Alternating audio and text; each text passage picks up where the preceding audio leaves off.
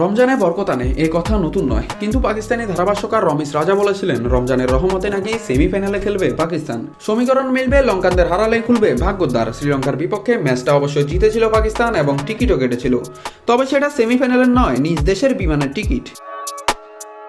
ICC টি-20 বিশ্বকাপে দ্বিতীয় রাউন্ডে বিদায়, ভারতের কাছেও হার। অধিনায়ক সালমান আলী আঘাত, দল ব্যর্থতায় ডুবতে করা সিদ্ধান্ত পাকিস্তান ক্রিকেট বোর্ডের। পিসিবি চেয়ারম্যান মহসিন নাকভির নেতৃত্বে প্রত্যেক ক্রিকেটারকে 50 লক্ষ টাকা করে জরিমানা করেছে বোর্ড। এতে রমজানে বরকত তো এলো না, উল্টো রমজান মাসে ক্রিকেট খেলে পকেট খালি পাকিস্তানি ক্রিকেটারদের। যেখানে ভালো খেললে মেলে পুরস্কার, সেখানে ব্যর্থতায় মিলল শাস্তি। বাবর আজম, সাদাব খান, শাহিন শাহ আফ্রিদি সিনিয়রদের পারফরমেন্স নিয়েও উঠেছে প্রশ্ন। তাই তো মিলছে টি-20 দল থেকে বড়সড় বদলের ইঙ্গিতও।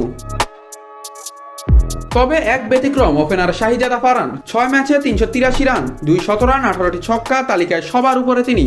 দল ব্যর্থ, কিন্তু ব্যাট হাতে নিজের দায়িত্ব পালন করেছেন ফারহান। তবুও জরিমানার তালিকায় কি থাকবে তারও নাম? অধিনায়ক সালমান নিজে বলেছেন মিডল অর্ডার ভেঙেছে, বোলিং ব্যর্থ, সিনিয়ররা দায়িত্ব নিতে পারেননি। কিন্তু বোর্ড আর কথা শুনতে রাজি নয়, সরাসরি শাস্তি। রমজানের রহমত দিয়ে সেমিফাইনালের স্বপ্ন দেখানো পাকিস্তান শেষ পর্যন্ত পেল কঠিন বাস্তবের ধাক্কা। রমজান মাসে বরকতের বদলে এবার হিসাব মিলছে জরিমানার খাতায়। নাত রাহুল, নিউজ না স্পোর্টস।